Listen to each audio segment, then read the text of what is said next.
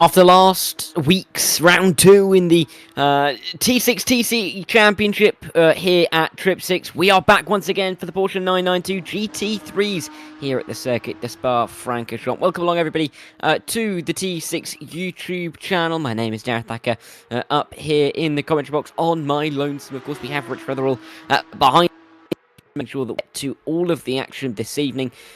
Looks like it's going to be a really exciting and important race when it comes to looking at the championship picture going towards the end of the season. Overtaking should be a little bit easier here than it was at Sebring just a couple of weeks ago, but many drivers involved towards the top of the standings after only the first couple of races.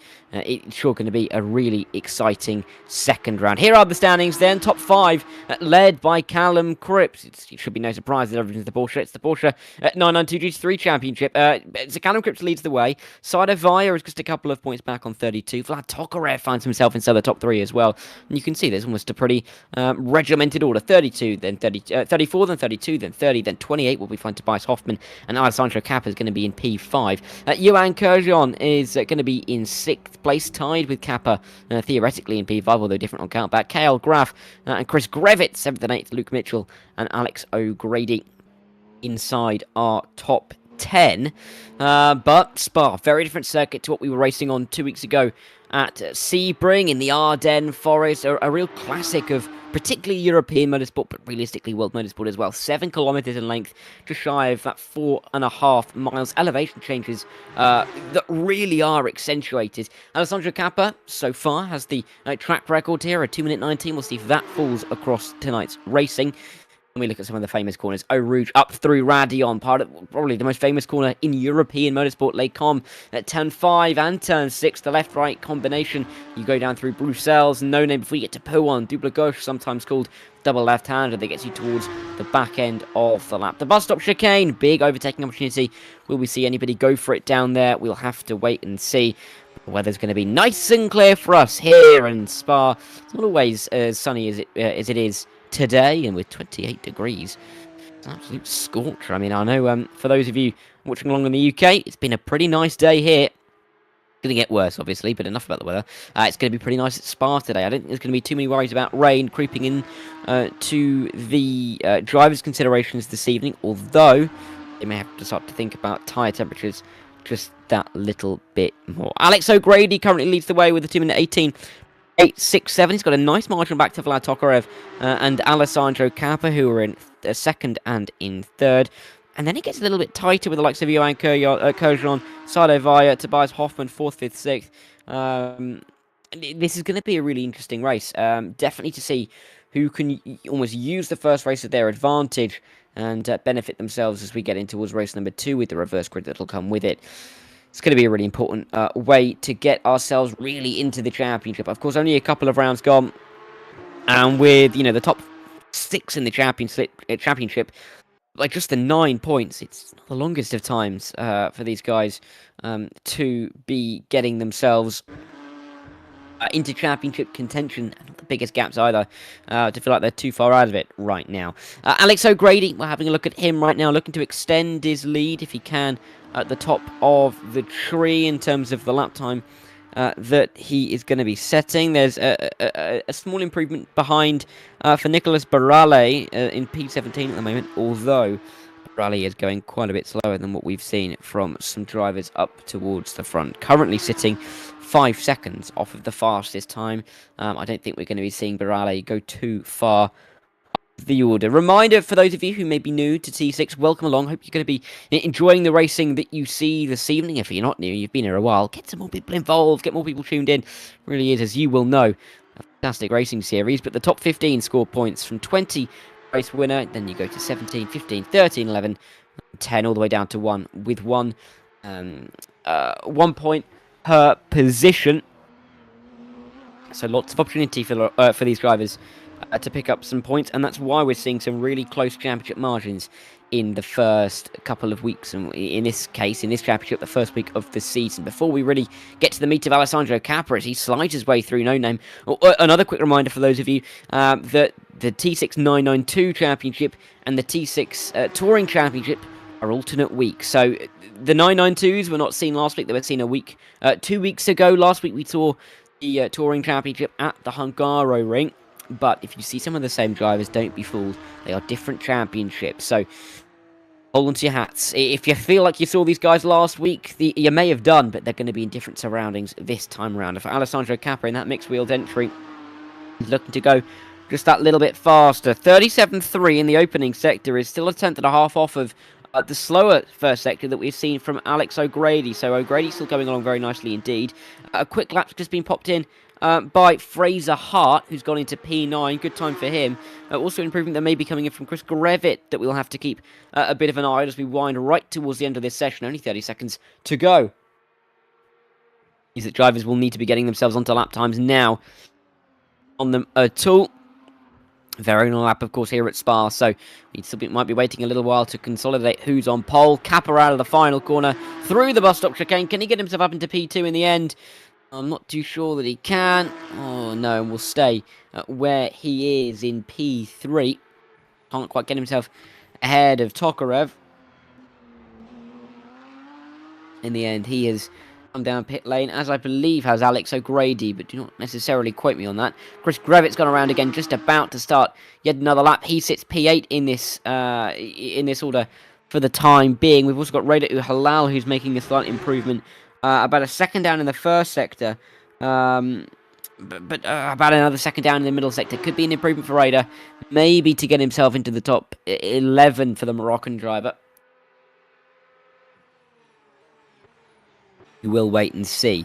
Chris Grevitt still goes through as he comes in towards Les Combes. We've also got the and current P2 man Vlad Tokarev, who is still out on the racing circuit. Tokarev, Kurjan, Vaya, Exxon, Uhalal, Messina, Oliver and Snowden are the only remaining drivers on the racetrack trying to set lap times. William Snowden could be one to watch because he has not set a lap time at all in this session, albeit about half a second down in the opening sector. See Chris Grevitt continue on with Johan Kurjan. Mind you, he's going pretty well, as is Tokarev. Tokarev is only 600ths off the fastest time that we've seen in the first sector so far. Chris Grevitt goes... sorry, that's not Chris Grevitt, that's Sade Vaya. Sade Vaya going purple in the middle sector. 62.4. Very long middle sector here.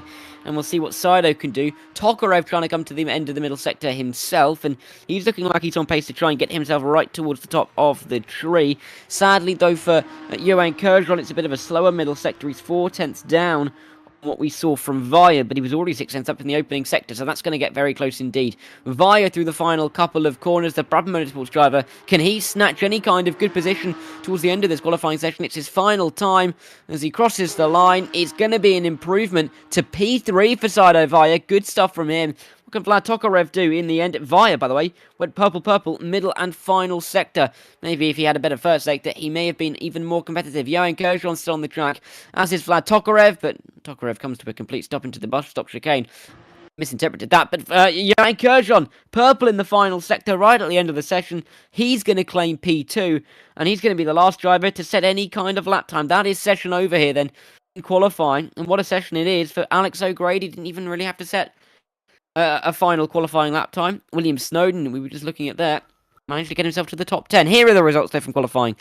Alex O'Grady ahead of Johan Kurjan, Vlad Tokarev and Sade Vaya in third and in fourth. Alessandro Cappa, Sebastian Ertus and Tobias Hoffman, the only other drivers within a second of the pole time. Chris Grevitt and Fraser Hart, along with William Snowden, down the top 10. Kyle Graf, just a little bit off that top 10, just, by a tenth or so. We'll start 11th ahead of Alan Axon and Areda Uhalal. The top 15 and point scorers going into the race by rights will be rounded out by the 999 of Carlo Messina and the 61 of Matteo Dentea. But they are going to have to be defending from the likes of Danny Oliver, Jordan Osborne, Lucas Alustro, Nicholas Barale, and Samuel Newhouse, who are inside the top 20, looking to try and get themselves into the points. 20 drivers is what we've got. Nice round number for us this evening. Always fun when we have 20 drivers because they can fight in twos. There's no one feeling left out. But it is a very interesting way, I think, for us to be able to go racing. Good grid sizes as well. We've come to expect that here at T6. Been fantastic over the last few weeks to see a lot of teams and drivers turning out on Msport Motorsports have really found a home here, particularly the liveries. You can see there, bit of a sign, bit of a line, bit of a mustard going on as they work their way in towards Eau Rouge and Radion. Looking absolutely lovely out on the racing track. Now, of course, rFactor 2 is the sim that we are racing in, and there have been a lot of modifications to Spa-Francorchamps of late. Sadly, rFactor 2 not necessarily having those updates, but it doesn't really make too much of a difference, does it? It really is still going to be much of the same. Welcome along in chat, by the way, if you're watching along for the first time. If you're a regular seasoned viewer here at T6, make sure to pop a message in and say hi. I myself, you know, full transparency, I'm not at home, so I am currently on a bit of a makeshift setup myself. I've got my feed on my computer screen, standings, I've got my live timing, and I've got the chat on my phone. So if you say hi and I don't reply immediately, please don't feel offended. I will try and get to them. But I am also multitasking a bit, something I've not necessarily been known for in my time on this bike. But hey, first time for everything. Excuse me, a man who's famous for multitasking in the league, Rich Weatherall, of course, does such a fantastic job to put on these events, and always does a really good job to give us a great broadcast, get the right camera angles, see us, or give us the right battles to look at.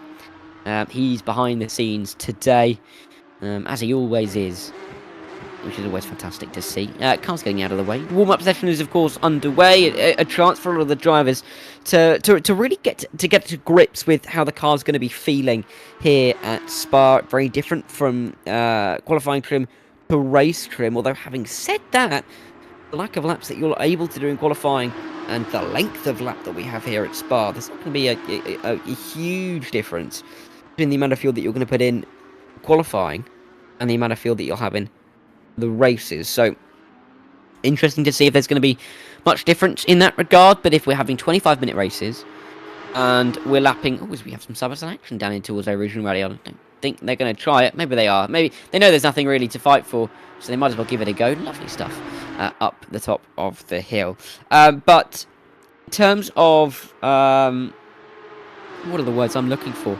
Distracted there. I got distracted by the battle. In terms of the battles that we're going to see, and in terms of the number of laps, that's where I was going.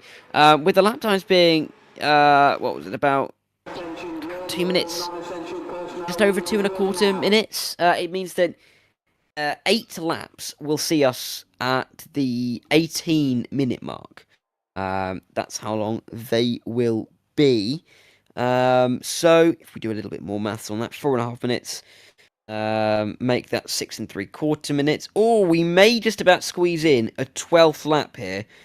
It could run to 11. That's, I think, going to be the interesting conundrum that we see in this race. Depends how much fighting we see off the start, I think, and how much team, drivers particularly, are willing to be fighting it out as they make their way through the first couple of laps. We're also going to be treated to a full formation lap, so the amount of waffle that I am going to be continuing to do for you lucky people is going to still be extensive. It gives me a real chance to give you a bit of an idea of where we're going this season in terms of the calendar, because it's been a decent couple of weeks so far, not just in this 992 championship, but also in the touring championship as well. And of course, we started a couple of weeks ago back at Sebring. Was a really good way to kick off this season. Before we come to the calendar, in fact, I'll talk you through that. Let's have a quick look at the grid before I forget. I'm known to do that before, as we get ourselves ready for this opening race of the evening. It's exactly what we saw in qualifying, so this isn't going to be too much of a shock to you. Alex O'Grady and Johan Kurjon will start on the front row. Vlad Tokarev and Salovaya third and fourth. Let's see what they can do from the second row to try and get themselves towards the front. Don't forget about the reverse grid. Alessandro Capra and Sebastian Hertus will definitely be in it for the time being, but Tobias Hoffman and Chris Grevitt may have to move forward.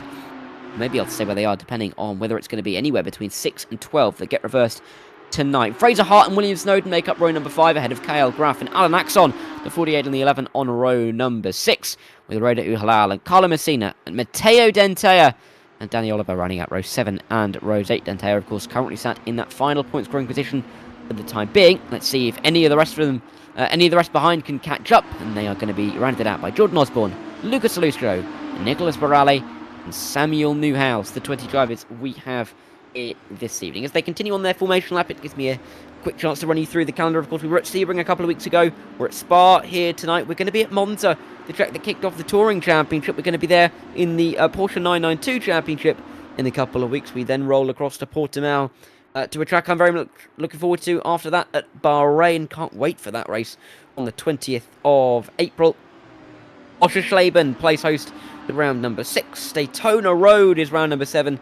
We're not necessarily sure where the final round is going to be. Le Mans, it will be, all things going well, but we don't really want to over-promise and under-deliver, so keep a real big asterisk next to that one. Of course, there'll be more news on that as we work our way through. But as we get towards this midpoint of the season, and with drivers fighting for prizes, it gives us a chance to thank some of the sponsors who make this these broadcasts and these events possible as well. Phoenix Sim Racing, you can see them in the top right-hand corner of your screen right now. I think there's going to be some fantastic ads for them between race 1 and race 2. Stick around for them. Demon Tweaks as well do such fantastic work. We're so lucky to have them on board with us here at T6, and we thank them for all the work that they do. But with the prizes that the drivers could have, first place in the championship, £120. It's not a bad payday for an 8-week championship.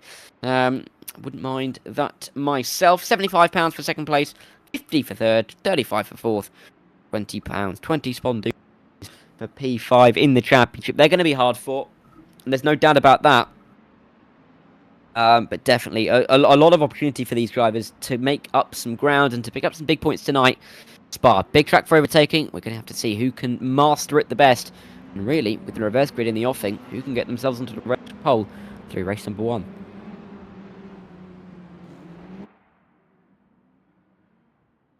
You're just about to line up to the grid then.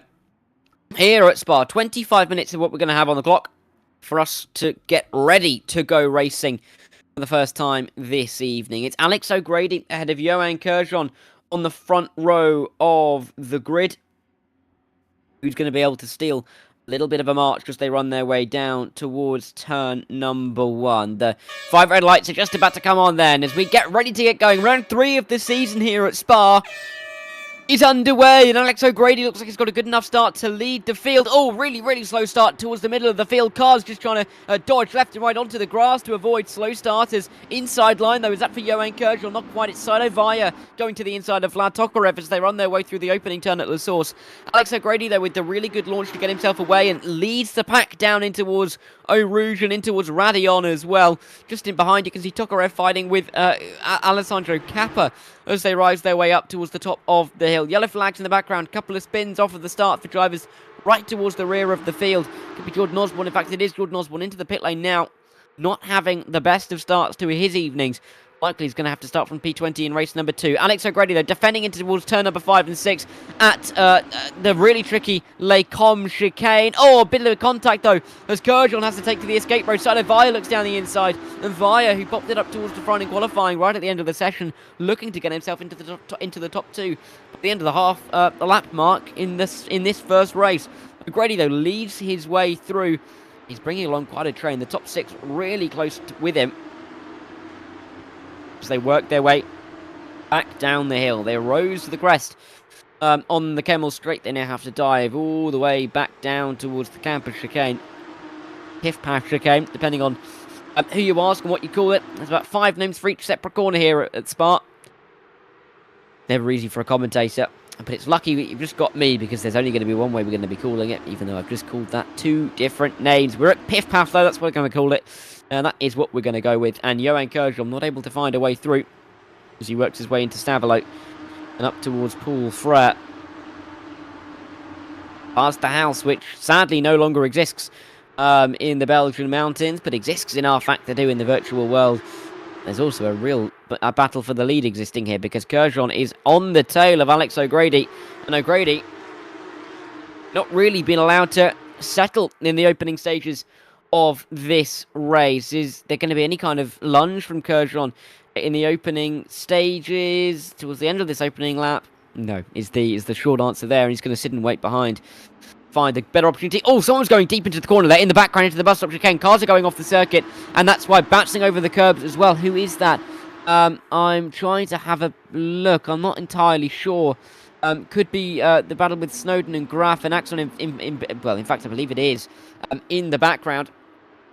But at the front of the field, it's Kurjon not able to get through at La Source on the opening lap of... Oh, sorry, on the opening turn of lap number 2. And this is just the fist fight going on back here. You've got Kyle Graf. Oh, big contact into the wall. Oh, that's a heavily damaged car. Careful now as you try and get it back onto the racing circuit. Or onto the racing line as well. Big contact into the wall. Maybe a bit of a miscommunication. Definitely a bit of a squeeze as they ran their way through. But it is Snowden who leads this group of cars. Kyle Graf is involved as well. Alaxon is that green car just in behind. They run their way in towards turn 5 and 6 at Les Combes. And it's Graf to the inside of Snowden. Looking for the right line, looking for the move. But not finding it there. A little bit more contact, though, as they work their way towards the end of the combination at Malmedy. And then they'll run their way down the hill to Bruxelles corner. As William Snowden tries to hang on for dear life. 180 degrees of rotation to the right as you wind your way downhill. Difficult to make any kind of move here. Not going to see a move in the end for P9. Snowden holds on ahead of Graf. But it looks like it's definitely one we're going to have to keep a keen eye on throughout the rest of this race. Alex O'Grady trying to get away a little bit at the front of the field. Not going to be able to do so just yet, but they have got the gap back to Sade via a touch. And that's going to be important for them. Of that, there is no doubt. Oh, inside line. Snowden and Graf make their way in towards Piff Paff. A little bit of grass being kicked up at the back of this train. That is by... I think that's Tobias Hoffman towards the rear of this train. 6 cars involved in it. Starting with Snowden, winding all the way back to Hoffman, but don't count out the likes of Messina, Arale and Salustro. More than a few cars involved in the battle for the back end of the points here. Every point surprise, and particularly when we have a reverse grid where it could be anywhere. The top 6 to the top 12 getting swapped around for race number 2. There's definitely a keenness and not a rush necessarily, but a real desire to either keep yourself inside the top 12 or gain yourself into it. But even then, you don't necessarily know if that's going to be enough. So every position higher than 12 gives you that little bit more of a chance.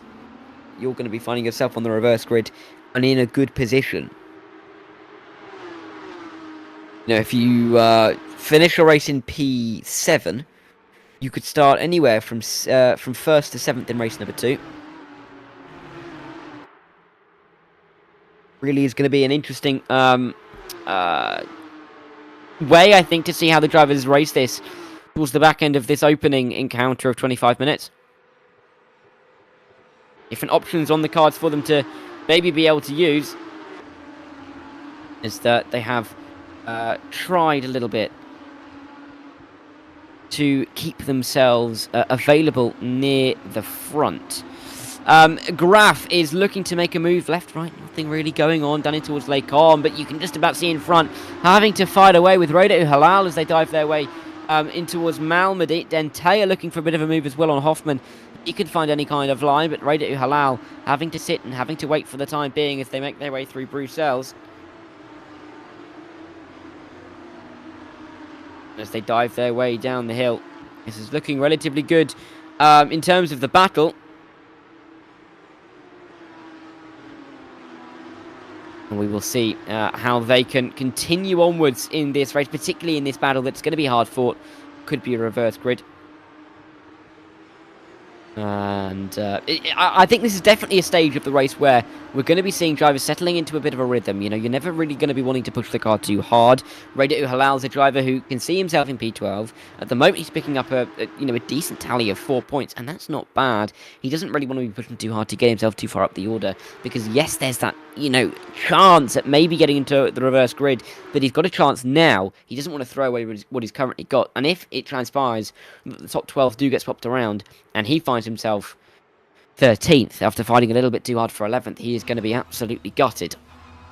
Gerjon, I think, has got his sights set on the race win, at least a P2 in this opening 25 minutes, because he is on the tail of Alex O'Grady. O'Grady not able to get too far clear here.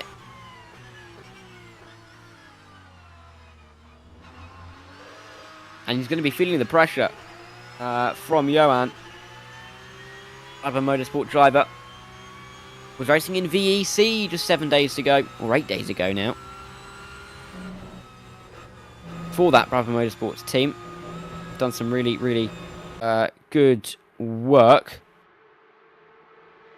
I'm ready for the entire Brabham Motorsports team. I think it's really fair to say that they have been working their way up through the ranks in the rFactor 2 world, and have really strengthened the roster that they have to their disposal, and results that are coming in recent months in VEC particularly really do highlight that, and doing some fantastic work. The likes of Kurjan, Via as well, right towards the front of the field, really showing what Brabham Motorsports can bring. And by no means is this a slow order, a slow grid, I should say. A lot of highly competitive drivers on the rFactor 2 platform are here this evening, which is fantastic to see. It's what we want to be seeing, realistically. Of course, being a Motorsport UK recommended community is a real honour for the league and for the organisation and the organisers as well. And it is great to have their backing and to get the backing from a lot of the drivers who will participate in UK esports events and will come over here to T6 and have a great time involved in some of these great championship battles. Quite frankly, one of them is Kyle Graff in that cyan blue car. You can just about see on the left hand side his wing mirror, bright as the sky, as he tries to chase down Alan Axon as they work their way through Paul Frere, matching the curb just a touch, trying not to spin it around, doing what he can do at this stage. But it's difficult in a train like this. You're never really sure whether you're able to move forward or back, or whether you are going to be fighting for positions ahead towards the end of the race, or whether this really is going to be your maximum in the end. Oh, Hoffman's gone through, Axon's gone off, and all of a sudden Tobias Hoffman's gone from 13th to 11th, and he's gone from having no chance of being inside of the reverse grid to having a decent enough chance of about, what are we talking about here? Yeah, about 28% give or take. Danny Oliver may have a goal on Alan Axon as well. Over to the inside line. The Brabham X Fulsetti car can't quite find that line and can't quite find the move through on Alan as they work their way towards Origin Radio once again. Vlad Tokarev looking for a bit of a line as well. 15 minutes to go in this opening race. Than enough time for these battles to develop.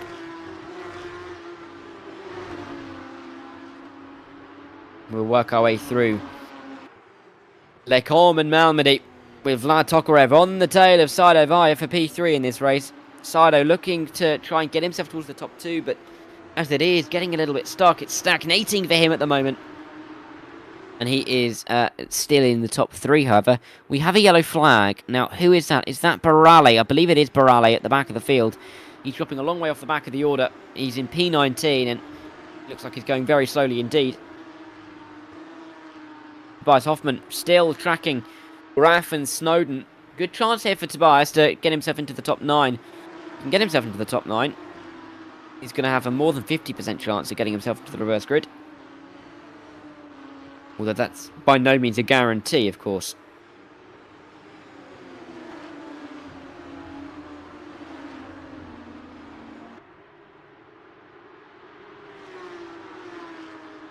As they run their way through.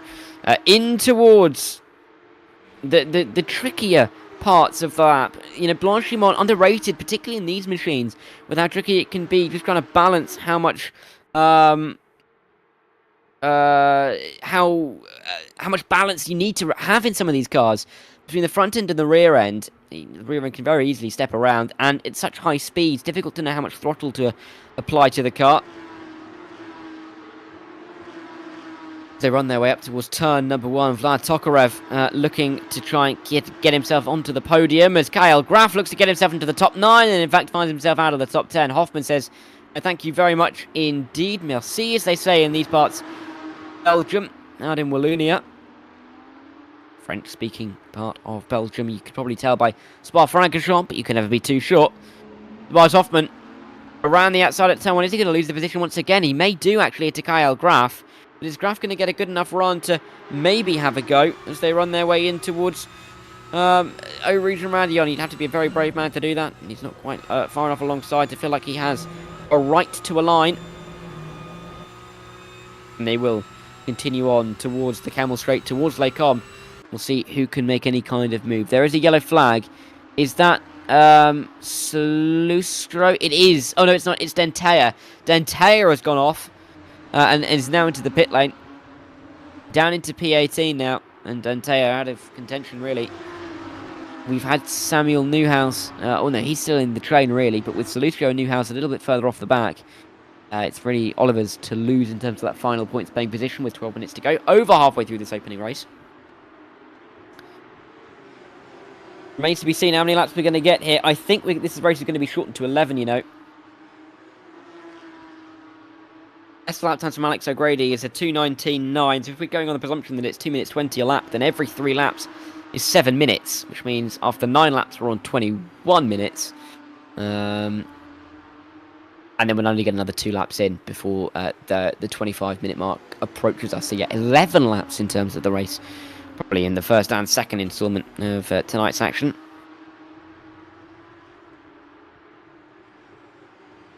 And we are on lap 6 now, so we're very much firmly over that half-distance mark. 5 laps to go would mean notionally 11.5 minutes, just over that. Look at that, we've got 11 minutes to go, so that works absolutely perfectly. If my maths correctly. Not for the first time, but probably for the last time.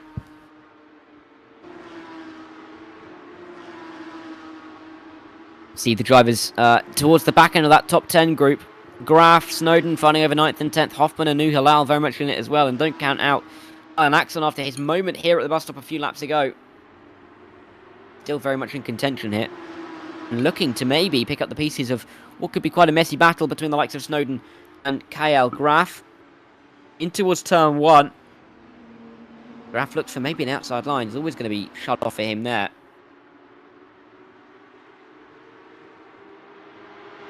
As they work their way down in towards Eau Rouge and Radion. It's all about getting that run. There's no real possibility of making a move up the top of the hill. All about that run towards here at Lake On, where Vlad Tokarev is trying to get himself to the top 2 now. Johan Kerjon's had some issues. Johan Kerjon slipping from 2nd to 4th. Sadovaya, his teammate, almost replacing him. Tokarev exactly where he started now. Just the 2 teammates of Sadovaya and Johan Kerjon swapping around in the early stages of in the first quarter of tonight's racing action.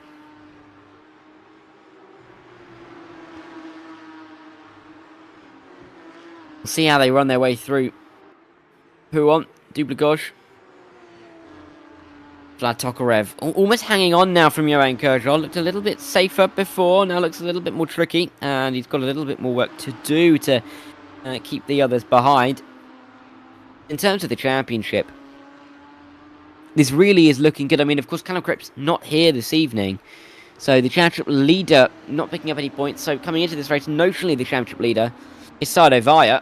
And he's picking up, well, nearly maximum points. Alex O'Grady comes into this race only 10th in the championship, so needs these points to be competitive. But for Sadovaya and Vlad Tokarev, 2nd and 3rd coming into this as it stands, had come into race number 2 tonight, and round 4 overall in the season, and 1st and 2nd in the championship. Tobias Hoffman comes in just ahead of Alessandro Kappa and Johan Kerjon. But with Kerjon in 4th, Kappa in 6th, and Hoffman in 9th. We're likely to see a bit of a swap around there. Kerjon would jump into 3rd in the championship, Kappa into 4th, Hoffman would slip to 5th, gaining ahead of Callum Cripps. Yes, he would, because he'd gained 7 points for P9, and that would put him on to 35, which would be 1 ahead of Callum Cripps. So yes, at the moment, Callum Cripps is looking like he's going to slip all the way back to P6, and Graf's not going to be a million miles away either. And neither is O'Grady, so not the easiest moments for him. Graf, though, inside line at turn number 1. Going to get himself through. As out of the pit lane comes Johan Kerjon. As I was looking at my timing screen and my standings, Well, you notice that Kershon are coming to the pit lane, full disclosure, and I'll hold my hands up to that one, but he's come through. Maybe for some kind of penalty, we'll get a word on that in a second. But Kershon has come through the pit lane. Possibly a drive-through penalty, we're not entirely sure. But he's been down pit lane for whatever reason, and he's come out in P9, opens the door more for the likes of Kappa. I was saying how he could be third in the championship. Well, not anymore if he's down in P9.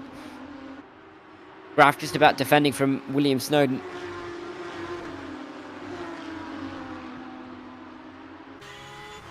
You'll have 3 to go at the end of this lap.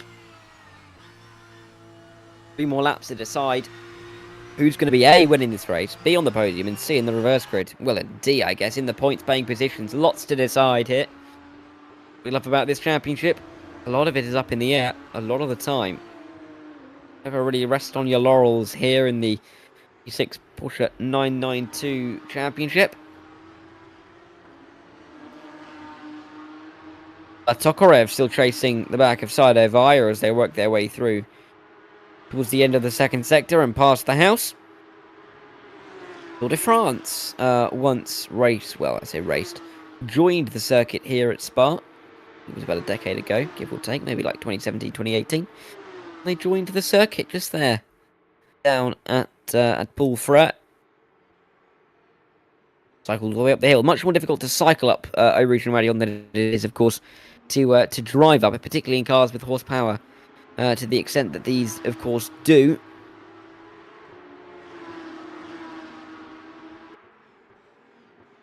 Quite Formula 1, of course, but GT3's more than capable enough in their own right. Tokarev's more than capable enough. Radit Halal, can he get himself up into the top 11 on William Snowden? Inside line, maybe. It's going to get shut off for him. And he will stay in 12th. Alan Axon will continue in 13th as they run their way through the corners. Halal, I don't think he's going to be able to make any kind of lunge down at turn 1. He looks for it. I think it's better of it in the end. Slots back into line.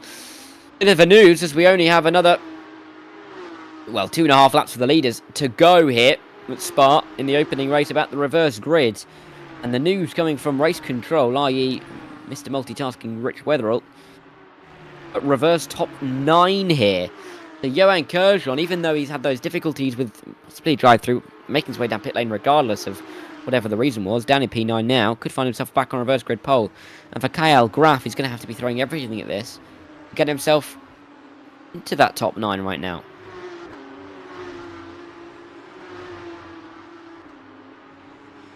There he is, the number 48, doing his best. Lucas Alustro finding a way. And he'll have to just sit behind Samuel Newhouse. These guys finding over no points for the time being. Really just finding over track position at the start of race number 2. Lustro behind Samuel Newhouse. See if he can find a move in the last couple of laps in this opening race of the evening. Tokarev still looking for that P2. The Russian driver, excuse the pun, not going to be rushed into this move. He knows that even if he can't get it done on the track, he'll be able to start ahead of Sado Vaya. Although he started ahead of Sado Vaya in race number 1, he'd be confident to keep him behind, I'm sure. But he won't really want to keep himself in a bit of limbo like that. Will want to gain the position. Will want to pick up put the points on the board. You never really know what's going to happen with Sado Vaya. You never really know if the championship's going to come down to a point or two. Different side of the grid could, garner a different result. Who knows? So many variables. You really want to be able to control what you can control, which isn't a lot. But in this case, it's getting yourself into P2.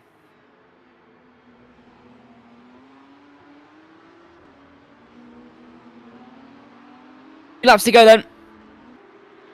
In this opening race of the evening, Alex O'Grady, Sado Vaya, and Vlad Tokarev the top 3. Sebastian Elthus, we haven't really talked about him much because he's been quietly going about his business. Ahead of Alessandro Kappa and Chris Grevitt inside the top 6. Fraser Hart, Tobias Hoffman, and Johan Kershon at the moment on reverse grid pole. We'll see how it transpires towards the end of the race. Graf, Snowden, New Halal, Axel Messina, and Oliver currently the points scorers here. And unless they've done some, bad things and get themselves some minus points, they're going to be looking or pretty pleased about how things are going. Jordan Osborne, who's been out of the race since the opening corner, I've just seen in the chat, said some of the bits changing parts. Probably the best thing to do. Get an MOT done on it. That'll give you some time. Vitesse in the chat. Of course, meeting speed in feed in French. Fun little fact for everybody. Hi guys, Forza Messina. Got some Messina fans in the chat. I'm sure there's going to be some happy faces if you're. It's Carlo Messina. Got the fan club in town. Great to have all of you here. Thanks for watching along tonight. Hope you're enjoying the racing action here as we wind our way towards the end of race number 1 at Spa-Francorchamps.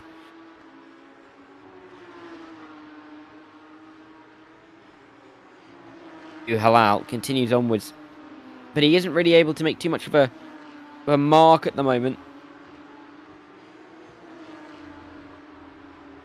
He's going to be looking in towards the final lap, but I'm not sure whether the opportunities are going to present themselves, whether he's going to be able to manufacture a move, craft a way through. But he's still got a little bit of time. It's a very long lap here at Spa. Chance he's going to have the opportunity to do so as well. Let's see if he's able to do it. And to the final lap, though, we go. Alex O'Grady, Sado Vaya, Vlad Tokarev, 1, 2, and 3. They have passed that white flag. Been waved fervently up in the flag box. And O'Grady nearly sliding his way up towards the top of the hill. He's been dominant so far this evening. Took pole position without really having to set a final lap time with the track at its best conditions. Sado Vaya's done well to make his way through the field, but just hasn't been able to touch Alex O'Grady or his pace at all. Scary for the rest of the field to try and combat this in race number 2.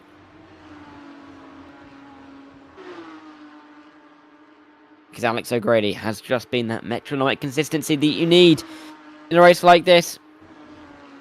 And he finds himself heading towards what would be a win, but also, start for race number 2. Johan Kerjom staying behind Tobias Hoffman for the time being. Now down here, you gain a point for every position. Johan Kerjom is in the kind of situation where he can try and go for the move here on his rival, on his teammate even, Tobias Hoffman, to get into the top 8. But at the same time, is it worth the point? Is it worth starting a little bit further back in the order for race 2?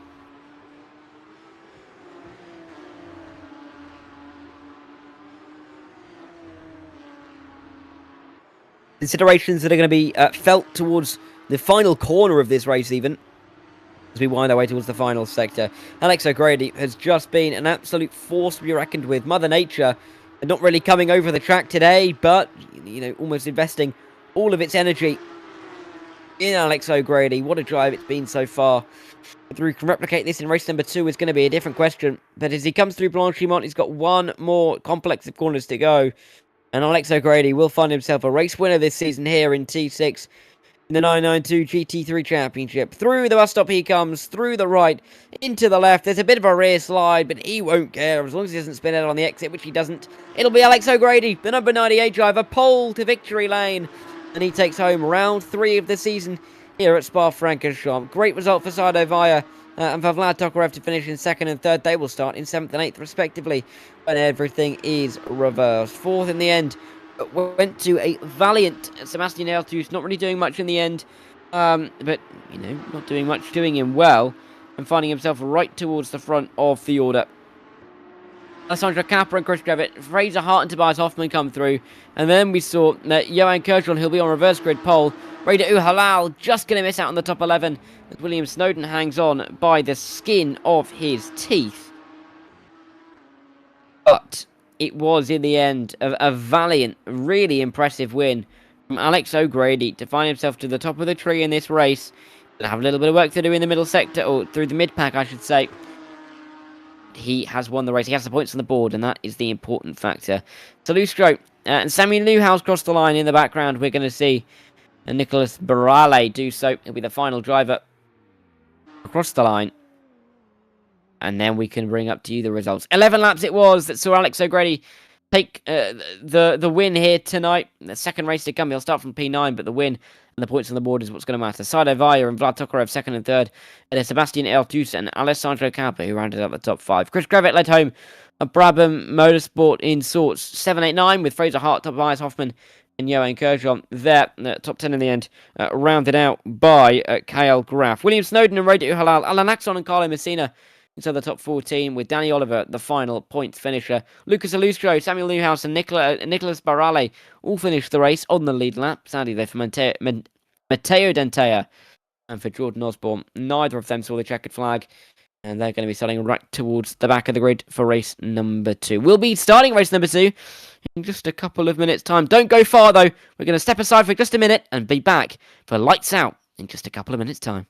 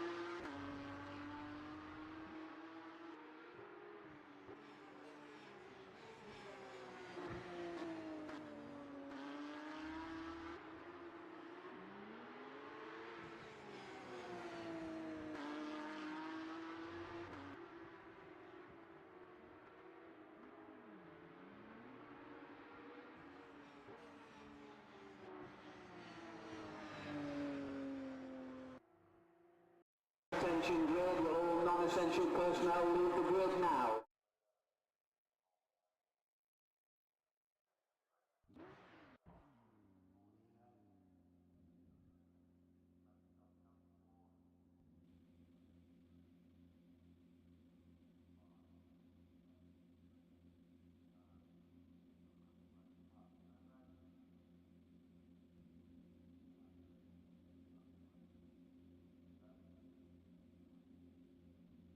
In the Ardennes Forest, eastern Belgium, southeastern Belgium to be precise, near the cities of Liège, 1,000 miles away. Well, we're not 1,000 miles west of, east of Brussels, about an hour's drive, hour and a half or so. Maastricht to the north in the Netherlands, Rhineland to the west in Germany. But here, right now, chance for some great racing action, and for a top 9 that, after being reversed in race 1, and a lot of opportunity heading in towards this second race of the evening. Away they go then, onto the formation up, everybody getting themselves onto the grid pretty early on, and it means that it gives us a chance to have a bit of a run through the runnings and ridings in terms of who's who at the start of this race with the grid. Johan Kerjan, he came down pit road, we believe, for a drive-through, but we're not entirely sure. In race 1, his evening really salvaged by being on reverse grid pole. Tobias Hoffman and Fraser Hart, 2 teammates were alongside him, and they're just going to be ahead of the likes of Alessandro Cappa and Sebastian Ertus. Vlad Tokarev and Sado Vaya in 7th and in 8th. Hale Graf and William Snowden make up 9th and 10th, with row number 6 comprising Roda Halal and Alan Axom in 11th and in 12th. P4, of course, was Chris Grevitt. He's on row number 2. Carlo Messina and Danny Oliver on row 7 ahead of Lucas Alustro and Samuel Newhouse. Lucas Alustro hoping to hang on to his points paying position in 15th. He's got a bit of a chasing pack with Samuel Newhouse, Nicholas Barale, Alex O'Grady. I'm not too sure why he's starting in P18. Teo Dantea and Jordan Osborne. The reason he is starting P18 is, I'm not too sure. I thought for a second that ooh.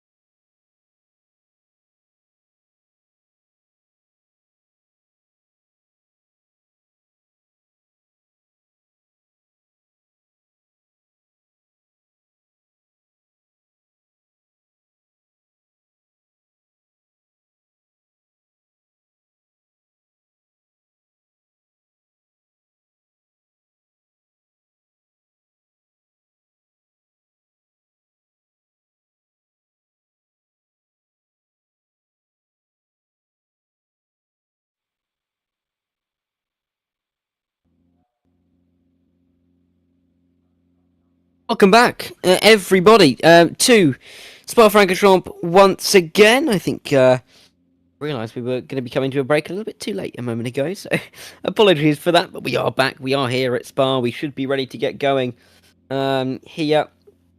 Looking forward to this second race of the evening. And definitely a lot on the line for these guys. I know we've got a couple of cars on the screen right now, but don't worry, that isn't the grid. We'll get that fixed for the start of this race. Alex O'Grady should not be starting that far back by rights.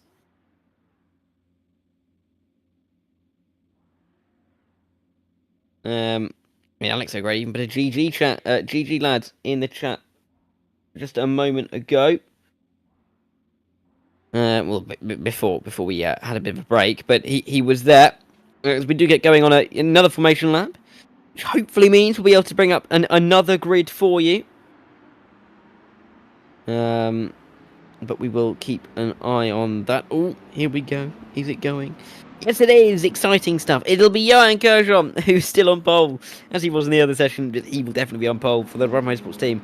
The number 15 ahead of his teammate Tobias Hoffman. Fraser Hart and Chris Grevitt are on road number 2. They're just ahead of Alessandro Cappa and Sebastian Erdus, who make up row number 3, and a competitive third row at that. Vlad Tokarev and Alex O'Grady in 7th and in 8th. Ahead of Saido Vaya and ahead of Kyle Graff as well. Liam Snowden and Raider Uhalal are 11th and in 12th. As we run our way through with the likes of Alan Axon and Carlo Messina, Danny Oliver and Lucas Salustro inside the top 16. And then we roll on towards the bottom 4 in the session. Will be Samuel Newhouse, Nicholas Barale, Matteo Dentea, and Jordan Osborne rounding out the grid here at Spa. That should be everything all nice and sorted now. We do believe. Alex O'Grady starting inside the top 8. We'll see what he can do from there. Of course, Olivia will start just behind him. Going to be a competitive race all the same, and big points in the championship to deal out as well.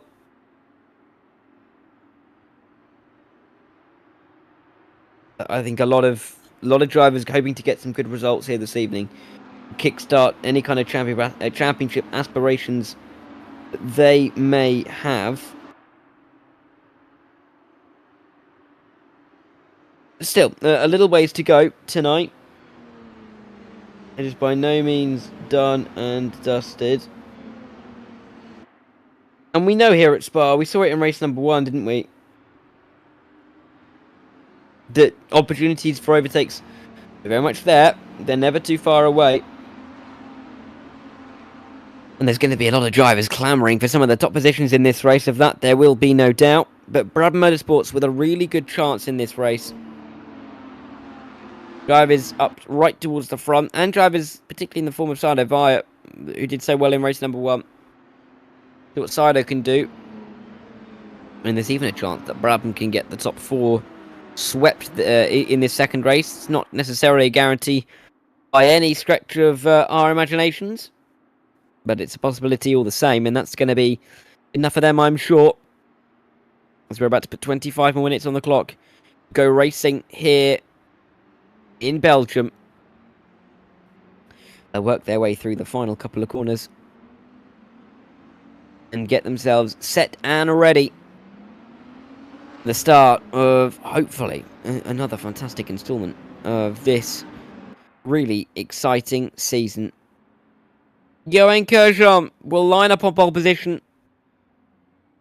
He's got his teammates just directly to his side and directly behind him as well. Last couple of drivers getting themselves into their grid spots, and then we're ready to get going. 25 minutes will be on the clock. 11 laps lay before us. One of the longest, if not the longest circuit that we'll go to all season long. We just await the last couple of cars to get into their spots. And we are ready. 5 red lights are about to come on for the drivers. For the second race of the night, Johan Kershon from pole. Can he hold it down in towards turn 1? We're racing here at Spa. It's a good enough launch, it seems, from the pole sitter, and the number 15 gets to the inside line quickly. A couple of cars stranded on the race start, though, and stuck on the grid. I think that's Carlo Messina, who is right towards the back. Now, Hoffman and Hart go through just in behind their teammate Kershaw as they dive their way down in towards Eau Rouge and Raidillon. A battle between Tokarev and between Chris Grevitt along with Salovaya and Sebastian Eltus as they run their way up the hill. Excuse me. They all settle out as they run their way towards the Camel Straight. No one going side by side over the top of the hill. Probably a smart decision to make, but is it going to prevent anybody making a move towards the start of, or the end of this Camel Straight for the first time in this race? Alessandro Cappa may be looking for it towards the inside. Nope, not going to go for it in the end. And he's going to sit and wait behind. William Snowden, though, he's not hanging around. He's fighting away with Alex O'Grady, race winner of race number 1, looking for P9 once again and looking to try and really maintain where he started. Snowden into the gravel. Snowden may now lose out to Kyle Graff as well as they run their way down in towards Bruxelles. The opening lap still frantic as you would expect here at Spa as they dive their way in towards No Name. Down in towards Pouon as well. The top 3 getting away exactly as they'd hoped to. No changes there. Not even any changes between Kyle Graff in 10th and Alan Axon in 13th. They've stayed pretty much where they are as well. Just between the little groups of cars, if there been movement. Tokarev, Gravit, Via, Hertus and O'Grady not necessarily starting on Kappa as well, actually. Not necessarily right now where they were starting. As Tokarev looks to find yet another position here. For a good start for the Russian driver. Alessandro Cappa looking to hold on as Chris Gravit almost tries to recover the positions that, well, the position that he's lost in the opening lap here. Started 4th down to 6th. It's multiple, it is positions. But they'll come towards the end of this opening lap here. And if you're Johan Kershaw, it's 1 down, 10 to go. I'm sure how he'll be seeing it. Counting down the laps. Try and pull away from those behind. Make sure that there's nothing wrong with the car. No need to come down pit lane as... Ooh.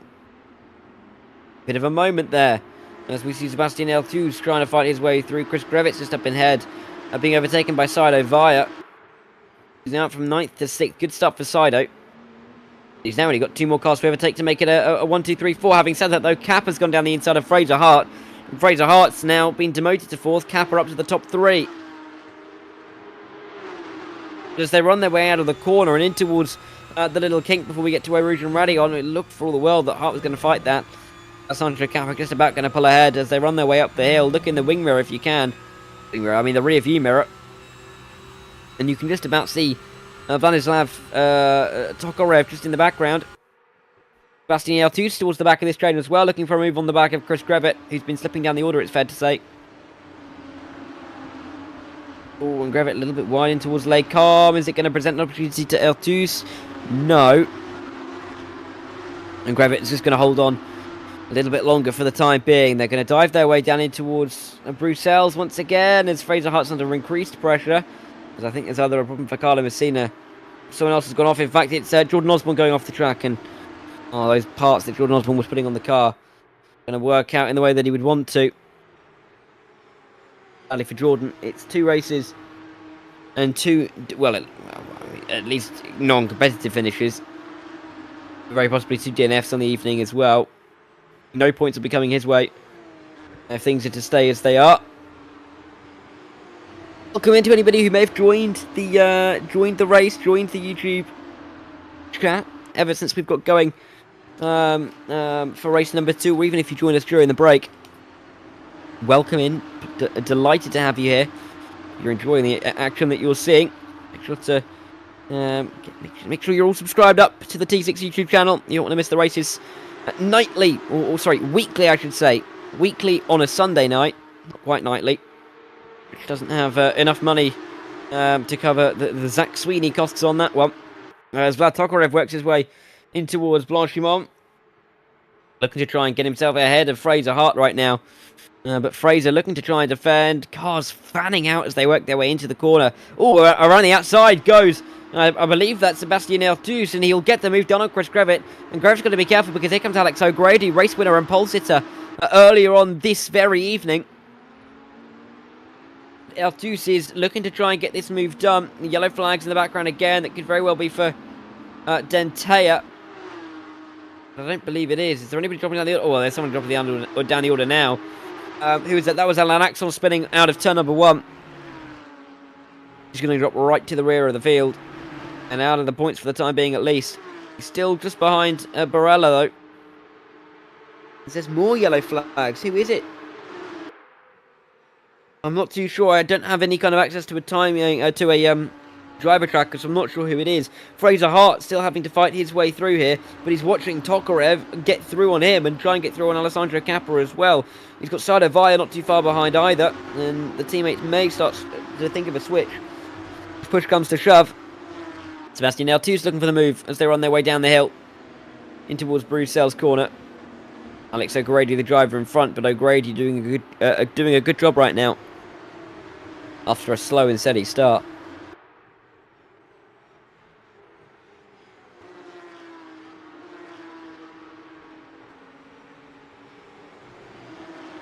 Tokarev now looking to try and eye his way through on Alessandro Capra, and may do so in towards the fifth chicane around the outside because he's got a bit of an overlap here. And Tokarev looking for the move, not quite able to find it though as they get onto the brakes, onto the stoppers.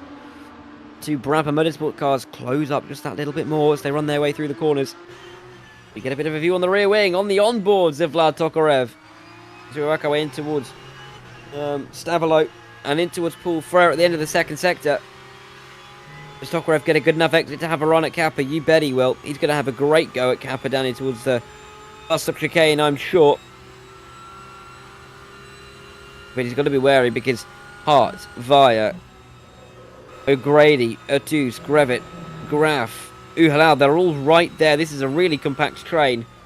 As Tokarev looks for the outside line, is he able to hook it around the outside? I'm not too sure. As you can see, Noah's Ark, 2x2x2. Teammates nearly coming together in the background there. As Vaya loses the position to Alex O'Grady, may lose out even further if he's not careful. Fraser Hart get the position. It is going to be Sebastian Ertus looking for the move now on Seb Vaya. Remind you, coming into this race after the opening round this evening is the provisional championship leader. So the points on the board would be a very good thing for Vaya. Keeping himself out in front, keeping himself the marker to chase towards the end of the season for the rest of these drivers. Much easier to be the chased than the chaser towards the end of the season. Having said that, psychologically, it may be easier to be the chaser, less to lose. But I think at this early stage of the season, 8 rounds, of course, that we're going to have 16 races. This is only race number 4. It'll be a quarter of the way through the season by the end of the evening, yes, but at the same time, I think it's going to be a lot of feeling out there that it's not going to be over yet at all.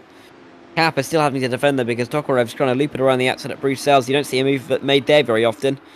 And it's not going to start now as Kappa's going to make sure he holds on to P3.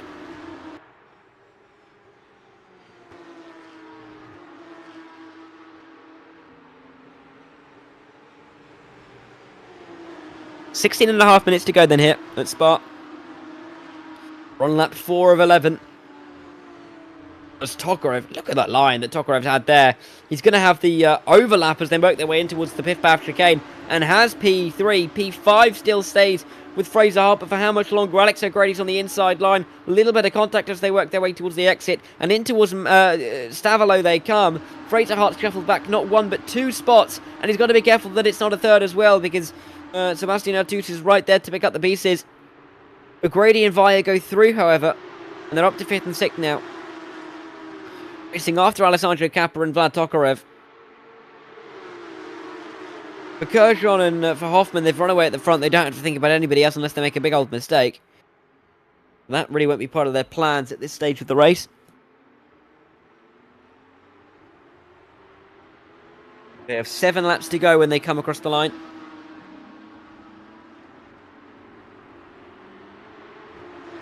Fourth race of the season up for grabs, even if the race win is a little bit far off for this train of cars. Podium absolutely is not. Ducking and diving, winding and weaving to the inside line is Alex O'Grady. He's got pole. He's got a race win already this evening. He's looking for yet another podium. He's up to P3, but the move allows Sado Vaya to follow him through immediately. And Sado is going to have an absolutely stupendous run all the way down towards Eau Rouge and up towards Radion, down the Camel Straight and towards Les Combes. Can Sado Vaya take any opportunities? Can he use the advantages that have been presented to him to make his way up towards the top 4? I don't think he can. He's a little bit too far back this time. Still very much in the hunt. There's no doubt about that. With still just under a quarter of... Well, actually, the time we're going to get post that time of hitting 0, we've got at least a quarter of an hour left to race it.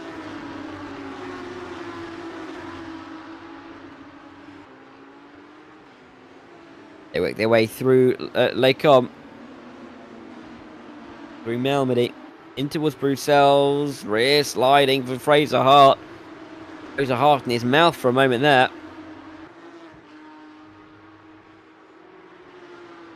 Sebastian Artus just behind him, looking for a move in a duck and dive. We'll wait and see, but not in towards Pouhon. He'd be a brave, very brave driver to work our way through there without really any kind of prior opportunity or overlap. And in the end, Sebastian's going to join that illustrious list of rightfully careful drivers. But be careful though, because Chris Grevit's just behind him. Kyle Graff lurking in P10 and thinking about some decent enough points for his championships, for his championship fights. It's not everybody is going to be fighting for the title by the end of the season, but everybody is going to be fighting for their own particular position in the championship. Nothing's ever done until the AI man waves the checkered flag in the final race.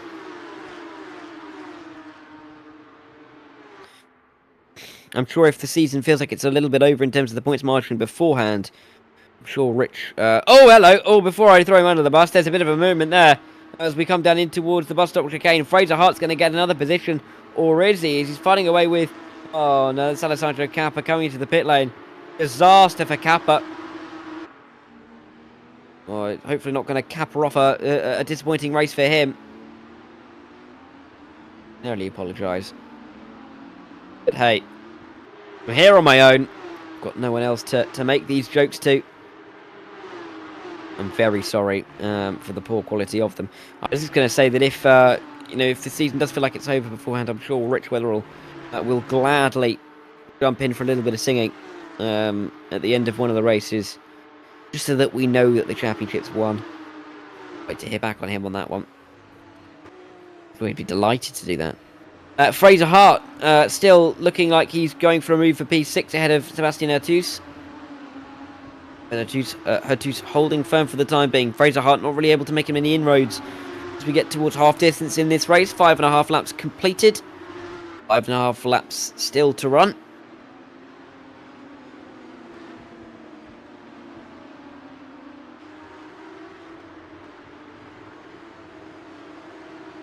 They work their way down through No Name. Of course, this corner, you can see how much grass there was on the inside there, behind the barrier.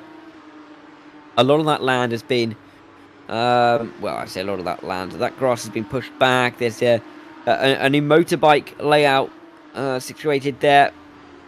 A little bit of a gentler corner as you run your way back down the hill. Nothing too extreme for the two-wheelers. Of course, the select Portimao will be there later on in the season. The hairpin that you generally use, particularly for single-seater racing, for racing like this, is the sharper hairpin down at turn number 5. In the bikes, they have to take a little bit off that straight and have a bit of a wider radius of the corner. Rich Weatherall has just said to me, "Did you just say something about me singing? Question mark, exclamation mark." I better not mention that one again. Might get fired if I'm not careful enough. Who knows? He may be partial to, well, I don't know, the Beyonce. We'll wait and see. Chris Grevit is looking for a move for P7 here. Fraser Hart, the target, with Artus getting up the road and away from the rest. What, I think we've got a yellow flag. Is that Dantaya? I'm not sure. Is there someone in the pit lane in the background? There may have been someone peeling there. Yes, it was. My eyes didn't deceive me. It was William Snowden who's coming to the box. And he's going to drop right towards the back of the field. Alan Axon and Lucas Salustro maybe on for some points here. Salustro has to hang on from Alessandro Cappa after his stop. But for Cappa, he's got to somehow recover about 14 seconds in 10 minutes. It's going to be impressive if he can do that. Then again, we did see some big gaps in qualifying in terms of the pace between the drivers, which is possible. Left flag's out again. Really not sure who it is. Oh no, it's Samuel Newhouse this time. Oh dear. And all of a sudden, Alessandro Capra is going to find himself inside the top 15. He's made a pit stop, but he could still score some points, and that's going to be a real help to him, albeit only a handful. If not just a single finger, a P15.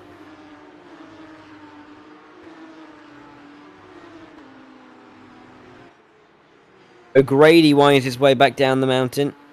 Down the hill, really. We don't go to the top of the mountain here.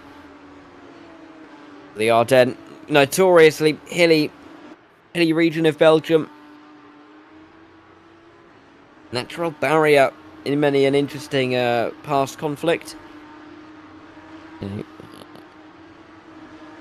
European war lucky dip, really. They've all been here to the Ardennes.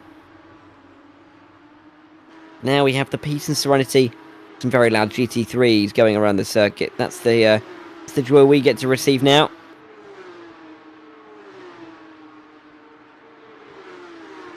With 4 to go on conclusion of this lap.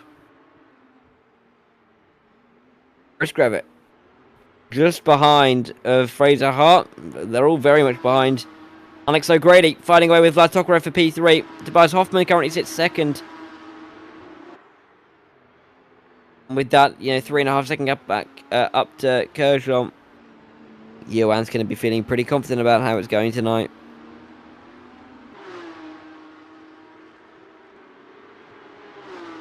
He did, of course,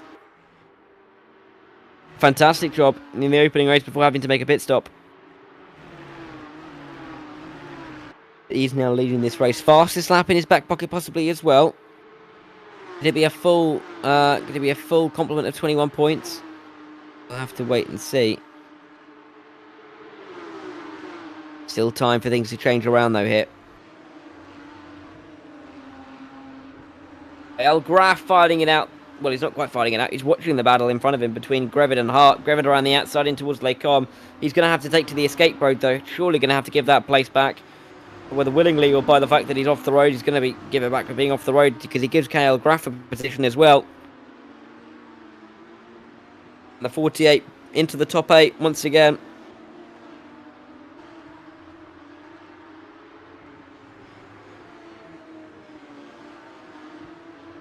No name, difficult corner to really master, but Graf not really able to make a move through there this time round.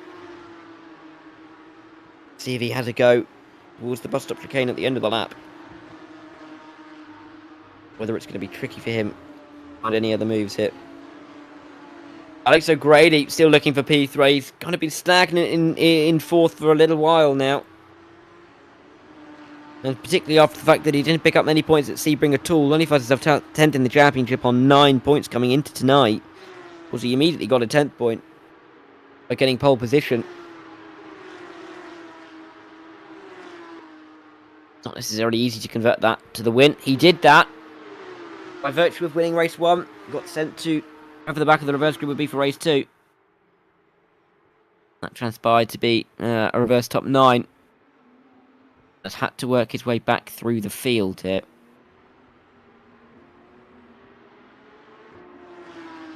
Doing an excellent job. Oh, was going off the road actually. It's Sido Vaya in the background. And all the good work that Sido's been able to do. Undone in a split second. The gap gonna significantly widen between himself and Alex O'Grady. As Juice gets towards the back of him. And what could be a battle pretty soon for P5 here. This battle for P7 rages on though, as KL Graf continues onwards.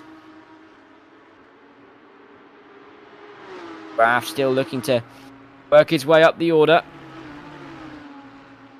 And past Fraser Hart for P7. was a decent enough opening round of the championship for him. For Kyle.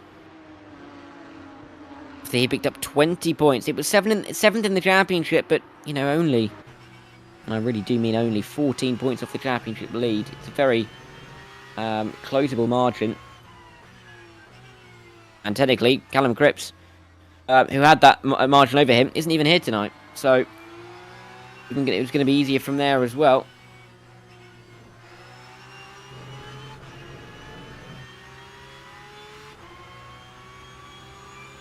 They're on their way down in towards Puon for one of the final times this evening. I think a couple of these drivers are going to be looking around them, thinking about how they're best going to position themselves for these closing stage battles. Really difficult to nail the right strategy in these kind of situations. Multiple ways you could go in terms of how much do you attack, how much do you defend, how much are you driving through the windscreen, and how much are you driving through your mirrors. It may sound a little bit silly to talk about that, really, if, you know, from a non-racing perspective. Just that balance of attack and defense can be so difficult. There's a tightrope to walk. But getting it right is absolutely critical to championship aspirations and to your racing IQ and racecrafting abilities that these drivers do hold within themselves. You know, so many of these guys find themselves in not just T6 but in other big leagues as well, and the big events such as the BEC on the rFactor 2 platform. Really has had such prestigious drivers come through the ranks. Drivers that have gone on to absolutely huge things in the sim racing world.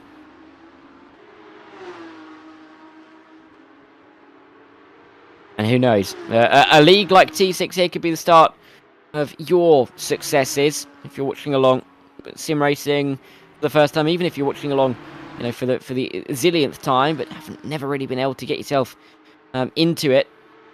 Leagues like T6 give you that great opportunity to show what you can do and to really progress. As a sim racing driver, you never really know where it can take you.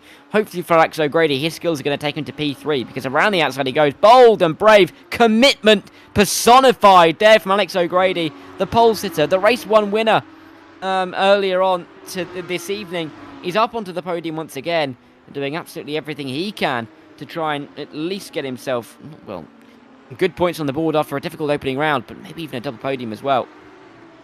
In a second evening's worth of racing, I think, which would mean he'd be the top single evening scorer so far this season.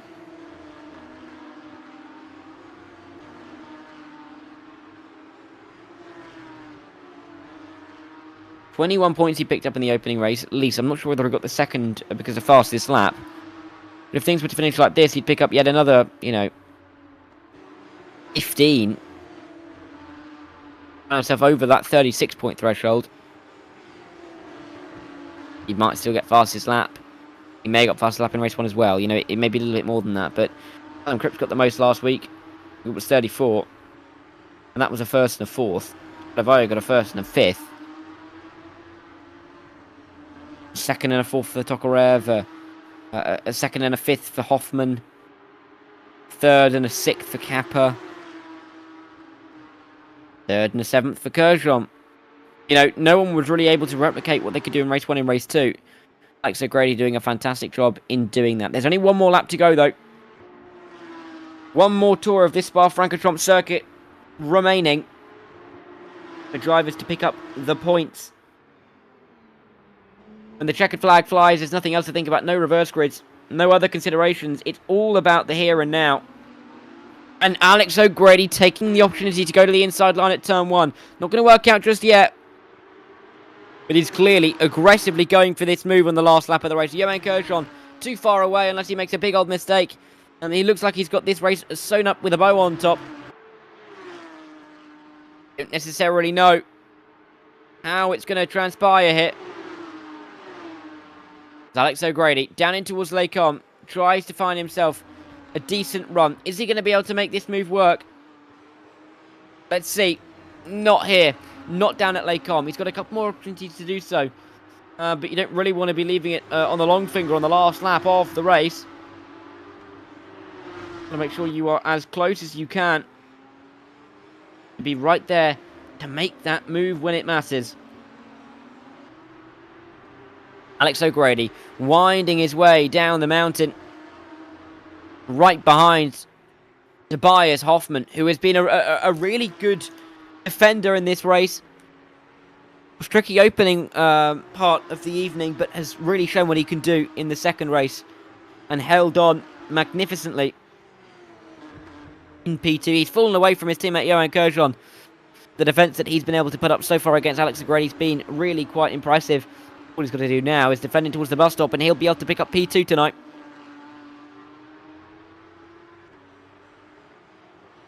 And for Brabham, there's going to be smiles for them this evening. Great result for Sado Vire in the opening race of the evening. P2 for him there, just behind Alex O'Grady. But in race number 2, the number 15 of Johan Kerjon is going to run around the final couple of corners. He runs through Blanchimont now. It's been an accomplished display from the 15 driver. We haven't talked about him much.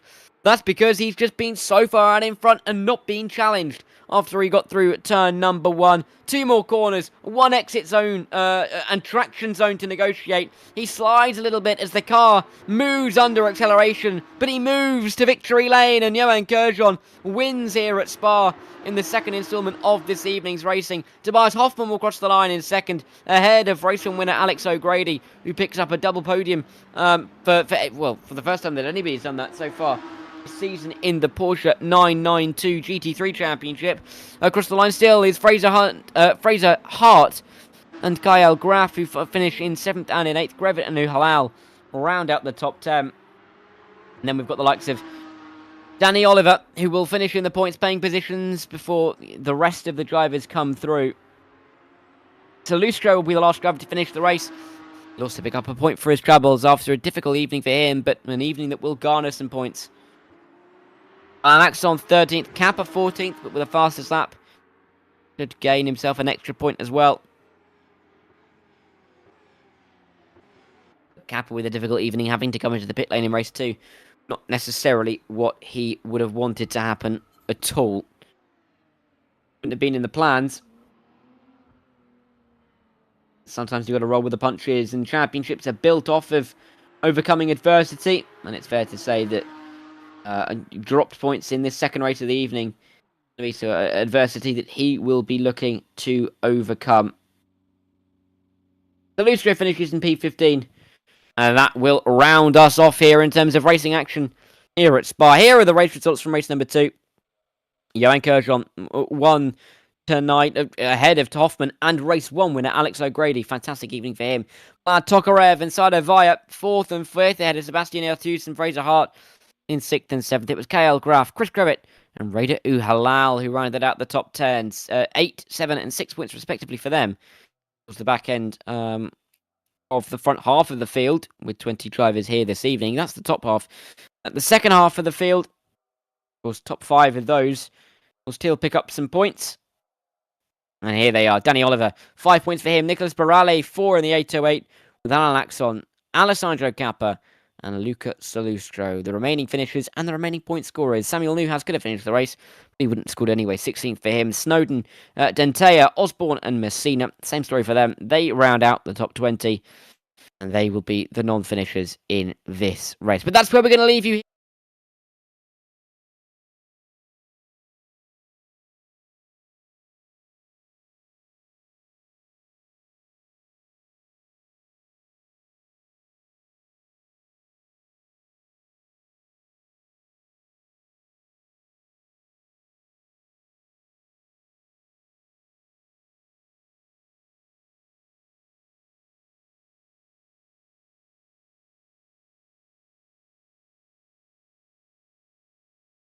Championship. But thanks for your company here this evening on the T6 YouTube channel. My name has been Darragh Thacker. We've had Rich Weatherall behind the cameras doing a fantastic job as well. Of course, thanks to our sponsors, the Phoenix Sim Racing and Demon Tweaks, for everything that they do and for all the support that they give us. But we'll see you in 7 days' time and in 14 days' time here as we look next week to the Touring Championship and in 2 weeks' time to the Porsches once again. We'll see you then, but for now, goodbye.